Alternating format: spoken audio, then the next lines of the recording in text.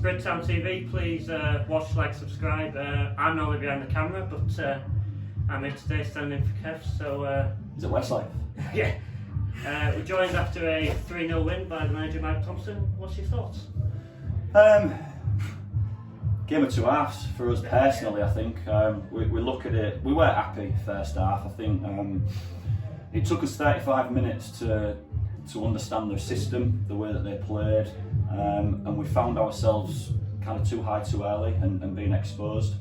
So I think once we got to grips with that, the boys understood where I needed them to be on the pitch, how we needed to defend from the front and not get too high too early. And the second half was chalk and cheese. Looking at that respect, I think we need to work that out a little bit earlier. If we're going to be critical moving forward. We got away with one. I told them at half time, we've come in at half time and we've got away with being average, and we've got away with coming in 0-0. Fair play to the boys. We've gone out in the second half, we've made changes, we've brought fresh legs in, and they've understood when we've had our 15 minutes what we required and how we needed to defend and expose the frailty of them pushing too high too early. So second half I was really pleased. We created good chances. The fitness levels show, and that's something that I've always said is huge for me. We won't deviate from that. You know, we look at when we've scored our goals and we've run over them for the last 20-25 minutes, and that's really important. But the quality of how we did things in the second half was much improved, so I'm happy with that. One man we will mention just signed after trialist to be no stranger to the Brid fans. Probably changed the game when he came on. Yeah, and this is what we're going to have from a squad this year. We're going to have boys on the pitch, boys on the bench that can change games, and Broads is another one that's uber versatile. You know, he can play anywhere. He can play anywhere, and you saw it. You know, the way he took his goal off the left flank, and then, you know, stumping out an attack at right fullback with 10 minutes to go. I was unlucky with that one. He crossed it in and just missed the head. Absolutely. So Broads has been great, and attitude is huge. You know, he's come back in. He's wanted to work for it. He knows the level. You know, he's played at the level last year. He was at Pickering. And again, you know, I don't know if he was used correctly there, but we know what qualities he's got and we know what capabilities he's got. And we can use that well. So, you know, he came into the game today, and like you say, you know, everybody that came on today made a big impact on what we did. We talked about that midfield too quite a lot, Rogerson and Griffin, and how they gave the front four the freedom to express themselves. Yeah. We spoke about Griffin quite a lot, so let's speak about the other one, Eddie Rogerson. What do you think of him? Because obviously we haven't seen much of him. He was sort of on the bench a lot towards the end of last season when he came in. Yeah. What's he all about? Eddie's cultured, you know. He will make us tick in the way that he plays football.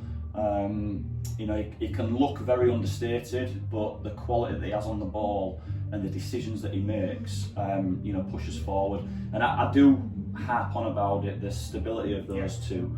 If they're disciplined, I think the problems that we had in the first half, that was that the outside midfielders were playing as a front three, and they exposed that, and they packed the midfield with five, and it left us a bit exposed. But when Eddie had time on the ball in the second half, like I say, he makes us tick, and more often than not, he makes the right decision. And the ball that he's put across for Broads to open the scoring was superb. Another trialist in the squad that we haven't seen so far. What's he about? Where's he come from? So Jake's been away from this area for a bit of time. He's been up at university in Newcastle. So we're having a look at him. He only trained for the first time on Tuesday. Thursday. So he's got to understand how we want to play. I think he's settled in pretty well, pretty quickly. You know, and although he looked a little off the pace in respect of not doing an awful lot and not being around us as a squad, again he affected the game. So we can see the qualities that he's got on the ball. We've got to work out how we use that and where he's going to fit into the pitch. But yeah, I'm really impressed. Again, another one that's come in, settled in very quickly because the group's so tight.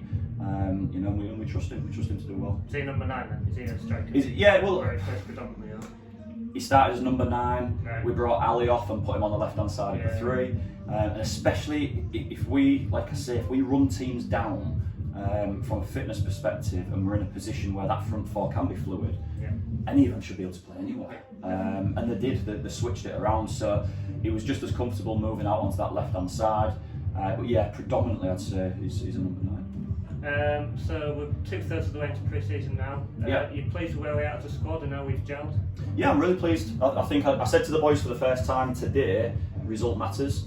You know, it's all been performance, but you look at this game, you look at Maltby coming up, result matters. And fair play to them, they've turned it around after, in my opinion, a pretty dire first half. And that's not going to be us. That can't be us the way we play.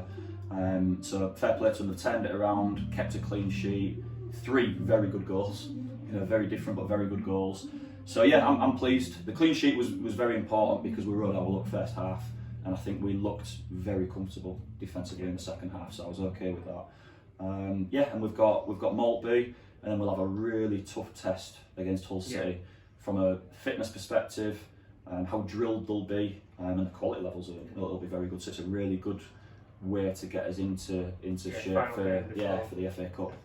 So yeah, I'm happy where we're at. Yeah, we'll say Maltby Main next Tuesday night, so quite a quick turnaround. How's the squad looking? We're going to have any more back, any away?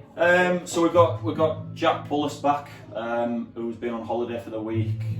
Hitch is still going to be away for that one. He'll be back the week after. Right. And we lose Matty Plummer for the last 2. So he's also got a holiday. Again, you know, it's holiday season, I don't mind. I'd rather him be missing now, and been there for when it matters. But Plum's another one, you know, he'll keep himself fit. He knows what his role in the team is, and we know we've got easily enough to make sure that we're where we need to be. Harry Webster's come in today for Noah, and again, not looked out of place. Looked very good. It balanced us up again because he's a left-sided. So we've got major options, Ben, and it's a bit of a headache, to be honest. You know, when Hitchy comes back, we've got 3 goalkeepers. Start to kick 2 up. Exactly. You know, so there's I'll leave those conversations for Ron. He can take those ones. But yeah, we've got difficult decisions to make because everybody's bought in and they enjoy it. But we've got it's a good problem to have, but we've got to make those decisions now because 2 games out, we're going to start doing the competitive side of it, and we can only take 16. We can only take 16. So. Right, time to talk to me, Mike. No, it's all. Maltby Main away next. See you later.